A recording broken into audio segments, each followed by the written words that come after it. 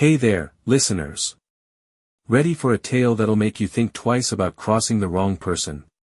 Today, we dive into the dark world of betrayal and karma. If you love juicy twists and satisfying endings, this one's for you. Don't forget to like, share, and subscribe to Storytime for more gripping stories. And now, let's unravel the price of betrayal.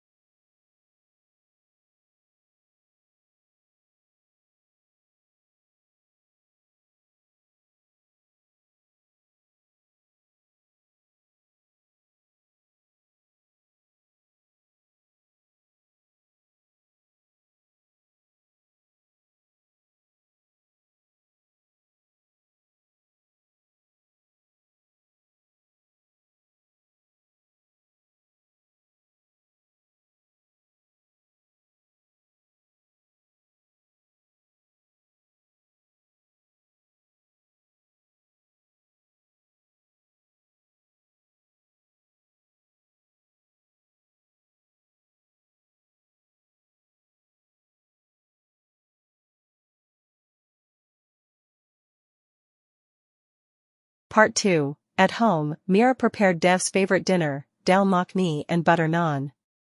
She hummed softly, trying to ignore the sinking feeling in her chest.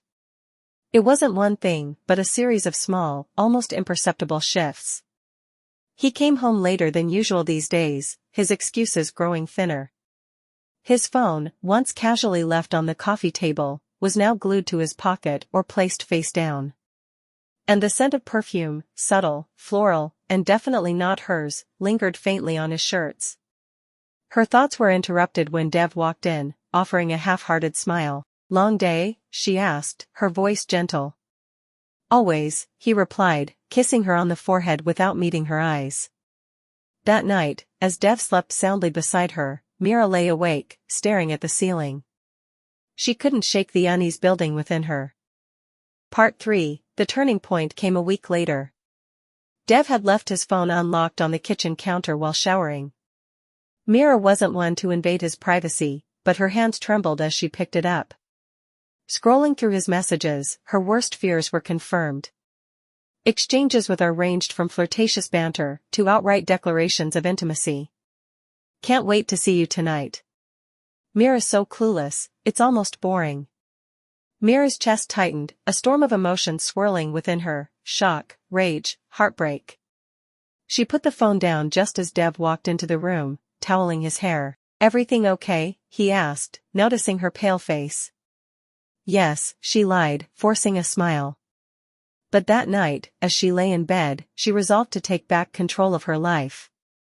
Part 4. Mira wasn't impulsive. Confronting Dev immediately would only lead to deflections and lies. Instead, she began gathering evidence. She hired a private investigator, a quiet man named Arvind, who specialized in cases like hers. Within days, Arvind handed her a file filled with damning proof, photos of Dev and Riya at intimate dinners, entering luxury hotels, even browsing expensive apartments. Mira's initial reaction was a mix of fury and despair. But as the days passed, her emotions crystallized into cold determination. "Let him think he's winning," she whispered to herself one night, staring at their joint bank statements. She noticed the steady withdrawals, lavish gifts, expensive vacations, all at her expense. She met with her lawyer, Priya, the next day. Together, they devised a plan to transfer assets solely into Mira's name. Every detail was meticulous, ensuring Dev wouldn't see it coming. Mira decided to confront the other woman, not with anger, but with strategy. She attended a company event where she knew Riya would be present. Dressed in an elegant sari that highlighted her poise, she approached Riya with a warm smile. "You must be Riya," Mira said, her voice sweet yet commanding. Riya looked startled. "Yes, and you are?" "Mira.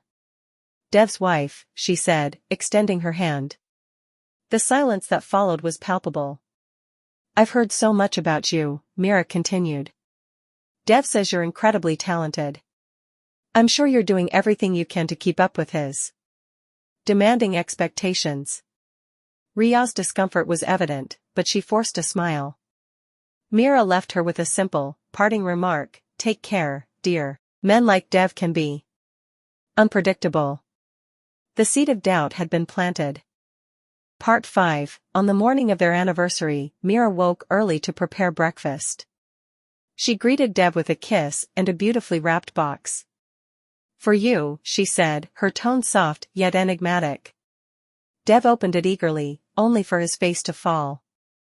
Inside was a file containing divorce papers, bank statements showing their empty joint accounts, and a collection of photos documenting his affair. What is this? He demanded, his voice trembling. Your anniversary gift, Mira replied, sipping her tea calmly. Oh, and by the way, the locks have been changed. Your things are in the lobby. Before Dev could process her words, the doorbell rang. It was Ria. Her face was flushed with anger, holding a copy of the same photos. You're broke? You lied to me, she shouted. Ria, wait, I can explain. Explain what? That you're a fraud? That you used your wife's money to spoil me? Goodbye, Dev. She stormed out, leaving him standing there, humiliated and alone. Part 6. The fallout was swift and brutal. News of Dev's infidelity leaked to the press, tarnishing his reputation. Investors pulled out, forcing him to resign as CEO. Mira, however, flourished.